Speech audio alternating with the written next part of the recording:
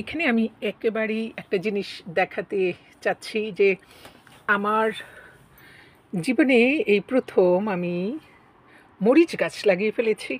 আর এই যে মরিচ, এই মরিচের বিচি, এই যে এগুলো এগুলো এখানে আমি একটু দিয়েছিলাম, কেমন করে একটা গাছ হয়ে গেল। আমি তো অবাক, কারণ আমার জীবনে কোনো দিন আমি গাছ লাগাইনি, কিংবা বীজ থেকে যেরকম গাছ করে ফেলা যায়, এটা আমি অবাক হয়ে গিয়েছি। এইগুলো একটু এসে দিয়েছি, তো প্রকৃতির ঘরেই থাকে এগুলো। এখানে রেখেছি একটু বাইরে ব্যালকনিতে, কারণ একটু যাতে ফ্রেশ এয়ারটা পায়, অক্সিজেন পেলে সতেজ হয়ে উঠবে। আমার কোনো গাছই ফেলতে ইচ্ছে করে না। এটা একটা গিফটের চারা, এটা মরে গিয়েছিল পুরো গাছটা, তারপর একটা ছোট্ট একটা ডাল ছিল, সেটাই এই যে এখান থেকে ভেঙে গিয়েছিল এখানে। আর এই পাশে একটা ছোট্ট একটা ডাল ছিল, সেটাকে রেখে দিয়েছিলাম, জল দিয়েছি নিয়মিত, হয়েছে। তারপরে এই যে এখানে যে আবার এই যে চারাগুলো হচ্ছে না, এইগুলো মনে হয় মরিচের চারাই হবে। আমি এখানে এই যে বিচিগুলো দিয়েছিলাম, এখন এগুলো মনে হয় অল্প জায়গায় অনেকগুলো চারা হয়ে গেছে।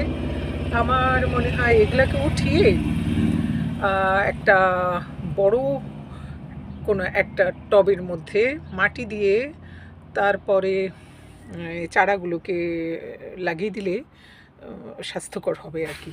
জায়গার সংস্থান হচ্ছে না। আর এই গাছটা নিয়ে আমি খুবই উত্তেজিত যে কখন মরিচ আসে, ফলন ধরে।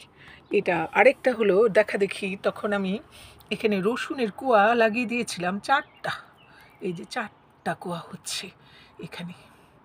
আশা করি রসুনও হয়ে যাবে। এখন কি হবে, আমি তো দেখি পুরোই শিক্ষক থেকে কৃষক হয়ে গিয়েছি। এটা আমার খুবই ভাল লাগছে। কৃষক মানে একেবারে মানে ফলন, সবজি গাছ, এগুলো তো একেবারে সন্তানের মতন অদ্ভুত। তারপরে এই যে ফুলের চারাগুলো, এগুলো আমি করেছি, যত্ন নিয়ে আর কি, একটু জল দিই।